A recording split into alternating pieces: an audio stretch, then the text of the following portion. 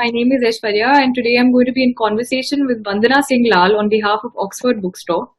Vandana is the multifaceted debut novelist of So All Is Peace, a psychological thriller centered around twin sisters Leila and Tanya, who are found starving for no good reason in their upmarket home in New Delhi. Hi, Vandana. Hi. Okay, so you worked in policy and you have a background in economics and politics. So, what brought you to writing? Actually, I have a background in economics, politics, environment, forestry. So, as you can That's it. see, I mean, writing was probably a natural progression to exploring everything, and in television and films. So, I think I'm not quite sure what brings a person to writing. I think writing is a very lonely, very internal process, and until something really drives you to do it, you would rather do something that's more active, that is more, the results are quicker, much easier on your mind, and much easier on the people around you, more financially, secure. Yeah. However, when there is this, I think there is this compulsion to write, and there is not much you can do about it. I think. I mean, whether it gets published or not is a secondary matter. But I think writing is something that you just, when you need to do it, you have to do it. So when I was writing the book, I was writing it mainly for myself in a way, because uh, I have never published before. I mean, not never published any fiction before. And all the writing that I've done is non-fiction, policy papers and Yeah. briefs for ministers and, all kinds of writing, actually, a lot of writing. But but a lot of writing was confidential. It would never be, open to public. So this is really the first piece of writing that I was going to send out to people. So I wasn't like, didn't know whether anybody would even look at it. It was whether it was worth anything.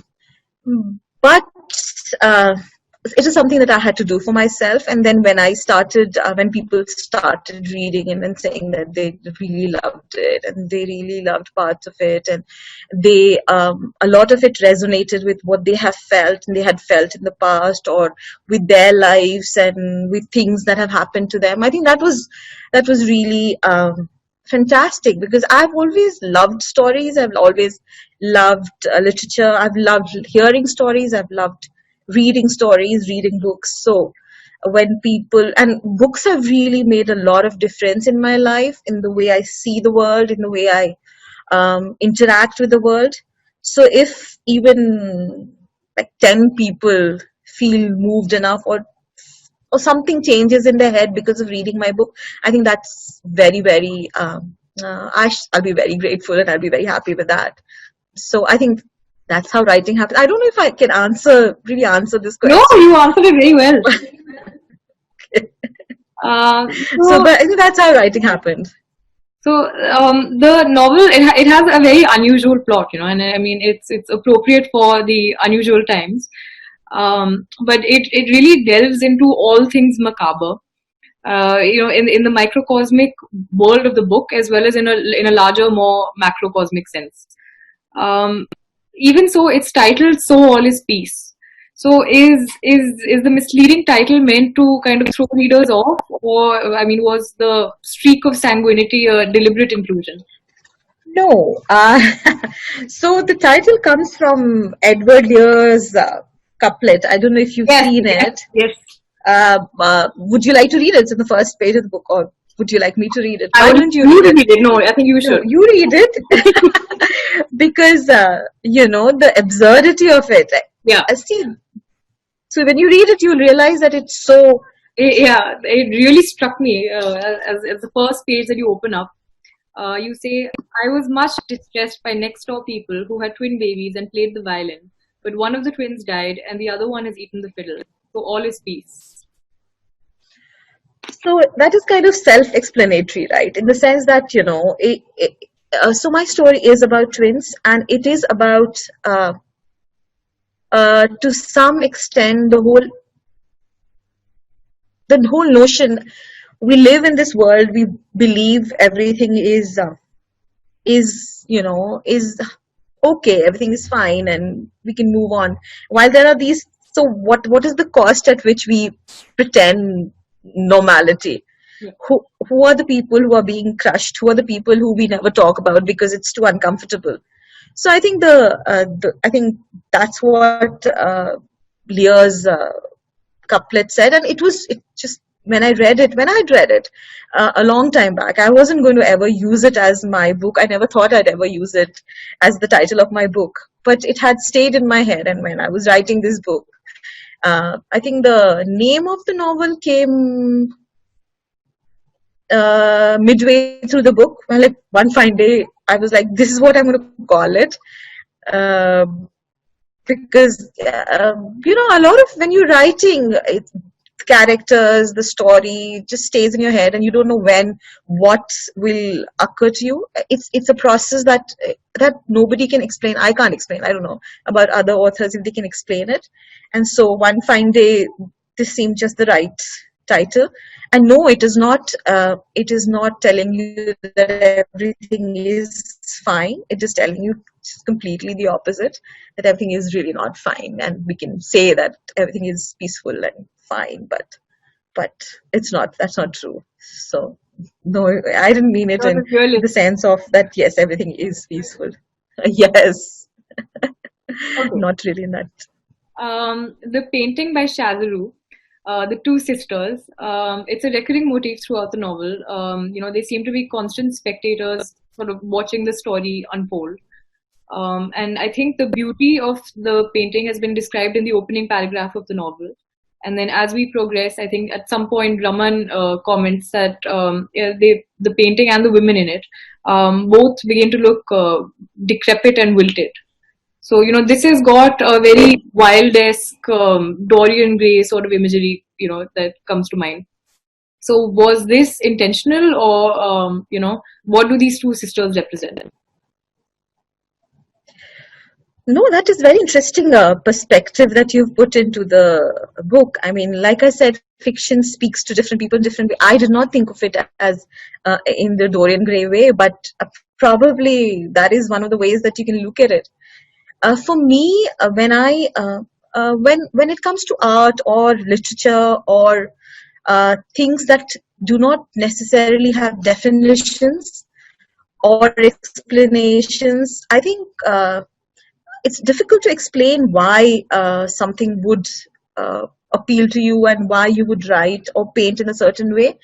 For me, when I saw this painting the first time in the Louvre, I was completely struck by it. I mean, there were lots and lots, like how many, like hundreds of pictures and beautiful, beautiful, more famous paintings and artwork. But this painting just, I don't know, touched something inside me. I was sure that I was going to do something with the picture, and I stayed there for a long time. Took lots of pictures of the paintings. Came back to the same hall, like felt completely crazy. And I think for me, the fact that they were not twins, that if you see the picture, you will make out that they're not really twin sisters. Even if you are like completely, you see it for the first time and not know anything about it.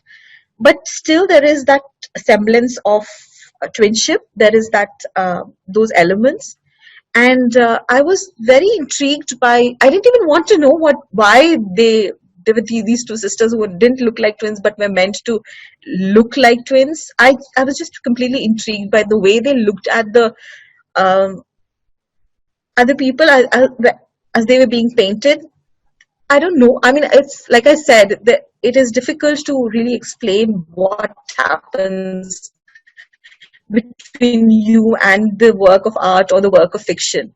But something happened between me and that work of art, and every time I looked at it, there was a new story that I could feel emerging out of it. And then, of course, later I read more about it, and I found out more about Shazaroo and about the fact that he had died young, and there were these two sisters that he had painted. This is the only picture that he had painted, I think, of them together. Otherwise, he painted them separately, and there are some really remarkable paintings that he has done. But this picture really spoke to me, and yeah, so while I was writing, the imagery from the picture kept coming into my head at various places, and you'll see that for them, for the two sisters, for Leila and Tanya, in their house, the painting occupies quite a pride of Yeah. place. For me, art is like for me, art is something that is very, very important for your inner well-being, and then everybody I can relates see to art that in in a the different way. background. Yes, yes, true, true. I mean, there are lots of other pictures in my house. I mean, there is a special connect that I think all of us have to art. Even when my kids were really young, we used to go to museums and they used to spend hours there. I mean, people would say these are 3, 4 year old kids, and they'd be like not at all impatient. Never, we would not go to malls. We'd go to museums. As I was writing, different aspects of the painting kept opening itself to me, and the fact, then other things like the era in which the painting was done, and how painting can be deconstructed, and how a painting is really different sets of paints have come together to form a particular painting, and it may mean nothing to another person, and it may mean a lot to somebody else. So I think for Leila and Tanya, the paintings spoke a lot to them, and at different stages of their life, they saw it in a different way, and to some extent, even Raman was affected by the painting, by this larger than life painting that was there in the house. So I think that's how it worked, and that's the role it played in the novel. Really, beyond that, it's again, it's Subject. difficult to explain. There are no logical. I mean, in my non-fiction, I can like say, oh, this is the cause, and this is the effect, and this is what will happen, and this is how we speculate, and these are the reasons. But when I write fiction, sometimes I don't know. Sometimes I am surprised when I go back and read, and I'm like, why did I write this, and when did this happen? And it's a completely different process. Okay. Um, so another, I think, central theme to the novel is starvation. Of course, we find the starving sisters. The novel speaks about fasting as an act of penance, as a method to curb sexual desire, as a way to sort of break ties with the physical world. So my question to you is, why are the women in the novel being repentant or expected to be repentant? Or then is it on the contrary, their way of breaking free and almost a rejection of this physical world that, that's really not done anything for them?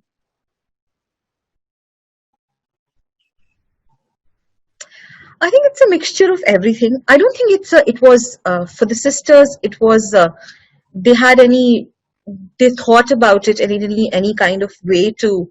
For them, it all started as an experiment, as you would have read, and it wasn't consciously about one thing or the other. But I think it was a mixture of everything. I think I mean, like I said, when I write, I'm not quite sure where everything comes from. And then when I answer questions, I have to actually think back and look back and decide and understand why a character behaved in a particular way or why a character did not behave in a particular way. Yeah. So, and this is not thought out in advance. Like, I know this is the story, this is the book that I'm going to write, but how they will behave and how the course of what sort of journey they'll undertake and how it'll end is, I don't decide. I can't decide that in advance. So I know there are a lot of people who plot out the book before they start writing. I don't. I can't plot out the book because for me, the book, I kind of grow with the book.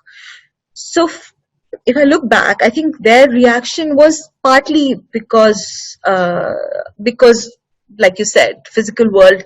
When they explored the physical side of their, themselves, and when they went out, this whole Pandora's box of emotions opened, and things happened in their lives that they did not really they were not prepared for. I think another part of the book that really moved me was reading Leila's essay, A City Without Women. Um, I think it's something that I've thought about very often. It's something we've discussed in college classrooms. I've spoken to my friends and family about a similar topic, and I'm sure everyone's thought about it at some point or the other. So I was hoping to maybe read some lines from her essay. Sure, I'd love to hear that. Vandana Singh Lal's novel, So All Is Peace. And it's a beautiful cover. Yes, I love it. Okay. The few single women on the streets are purposeful, intent, unwilling to attract attention, even less willing to catch anyone's eye. There are no women loitering about on the street corners, no women enjoying the sludge in the ridge greens after an unusually intense Delhi rain, no women relishing the tapestry of aroma in the old Delhi spice market, no women lying down in the grass to soak in the winter sun in Nehru Park, no women playing cards to prolong their lunch hour in the spotty grassed enclosures near the squat grey Soviet era central government buildings, no woman out on the streets of Delhi just because she feels like it. So I think, this part, it really hit hard. The novel is set in 2014, and one likes to think that a lot has changed, at least in the legal sense. Like, people, there are harsher punishments, there's more police sensitivity, there's more awareness in general. So do you think that this is something that could change, or is changing, or is Delhi truly doomed to become a city without women? Um, I think it is changing. I mean, I think what is happening is that I still don't. I don't think women still can do this standing on the street corners or just walking for no purpose. I think that's still not happened, and that I don't know if it'll ever happen. Yeah. But I think women are occupying a little more space. I mean, during the protest, we saw women come out in large numbers. Of course, they were a part of a group usually, not single women, not a group, not a not a group of just women. Usually with a mixed group.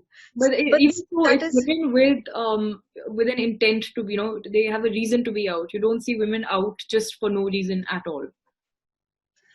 yeah, and that is sad, isn't it? And we take it for granted that this is not how women will be. And then we travel to different places and we see that women can do a lot of things which we just expect women not to do in our country, like things like even, I mean, we just take it for granted that no, you're not supposed to do this because this is not how society, not society, but there's not, like, even a friend of mine, I remember she had like slightly older friend, and she had about 16-17-year-old daughter who went out, who was about to go out to somewhere in her shorts, and she said, don't wear this because niche bhaiya hai, guards are there and people like that, so you should not do this.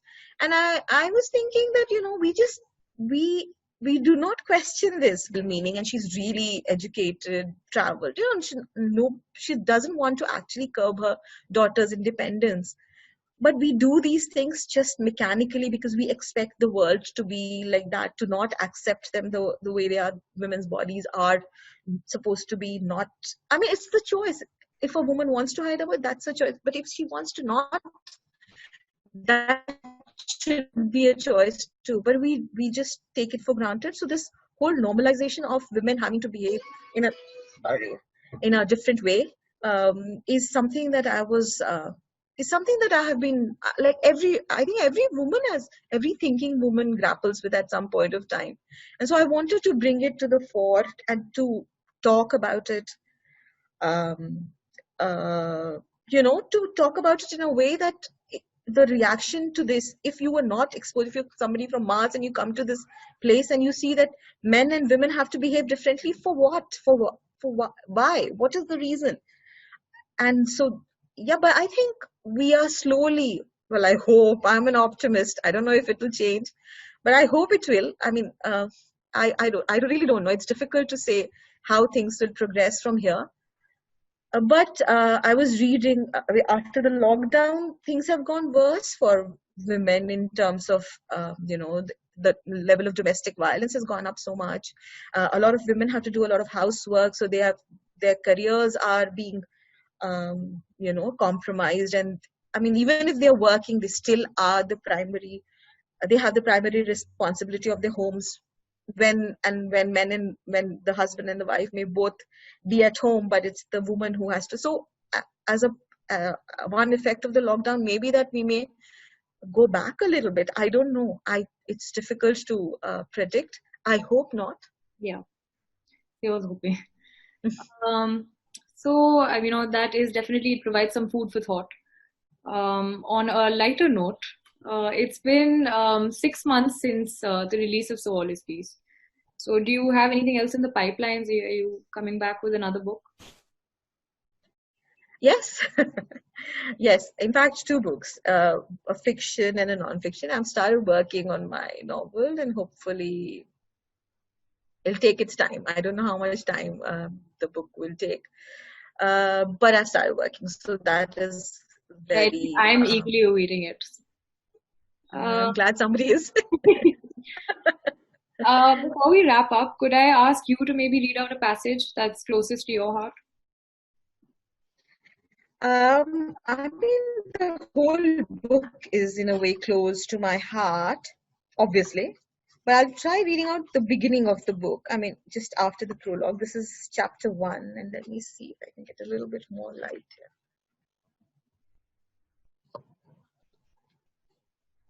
Yeah, a little better light.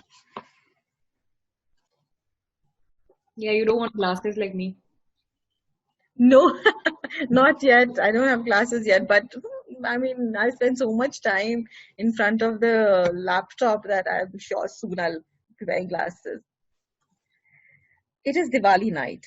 As the last of the sun's rays disappears on the western horizon, a bottle rocket hit by a young boy in his 6 by 5 feet concrete yard with its four mandatory potted plants, wilting plumeria, money plant, bougainvillea, and an undersized traveler's palm, falls short, quivers, and lands on the balcony of the apartment upstairs. Fortunately, can I start again? Yeah, I sure. mean, the light is not. Okay, let me just start at the beginning now. The light is kind of patchy, so it's difficult to read. Okay, that's better. Do I look like a ghost? Not at all. You look lovely. Thanks. Okay. It is Diwali night. As the last of the sun's rays disappears on the western horizon, a bottle rocket lit by a young boy in a 6 by 5 feet concrete yard with its four mandatory potted plants, wilting plumeria, money plant, bougainvillea, and an undersized traveling palm, falls short, quivers, and lands on the balcony of the apartment upstairs. It fortunately does not explode in fluorescent colors, unlike what the box it came in had claimed it would do, but the meager sparks, still colorful, spewing out of its mangled remains, set a pile of debris gathered there dust, dry leaves, pieces of flying paper, twigs, the indeterminate particulate of smoggy urban living on fire. The boy's mother sends him hurrying up to inform the residents of the house about the mishap. He rings the bell and knocks on the faded green door that is only partially visible in the glow of the row of tiny lotus-shaped bulbs strung by his father on the landing downstairs for much longer than he normally would have, because he does not want to return home and face his mother's wrath. He taps tunes on the door. He draws very light, impermanent graffiti with his fingertips blackened by charcoal, sulfur, and saltpeter. And on an impulse, he picks up an empty mango wood packaging crate lying forgotten on one side of the landing, places it against the door, and climbing on it, peeks into the house through the small hole that functions as an old-fashioned peephole. For a few moments, he sees nothing in the dark. But just as he's about to jump off the crate, the room lights up by the glow of another firecracker, the long burning multicolored kind that paints it pink and green and blue and yellow before turning it a deeper black than it had been before. And the boy stumbles back, nearly falling off the crate. In the room, he has seen two women, one tall and thin, moving or sitting close to the door, and another far behind her, lying so still and straight and dark and shriveled that she could be the Egyptian mummy from the encyclopedia that he pores over often. And despite being only 7 years old, the boy is sure that the woman is dead. Wow. Okay, so if that cliffhanger doesn't get you to buy the book, I don't know what will. Well, it I I mean the book got I wrote the book a long time back, obviously, and then it went through the process of editing, being published. So sometimes I forget what I had written in the sense, you don't remember the feelings while you were writing of what you thought when you were writing it. And then I read it and I remember, and it was kind of moving for me too. Okay. Then I wrote it. Thank you for answering my questions, Vandana, and thank you for this extremely insightful conversation. And thank you all for watching. Thank you. Thank you so much.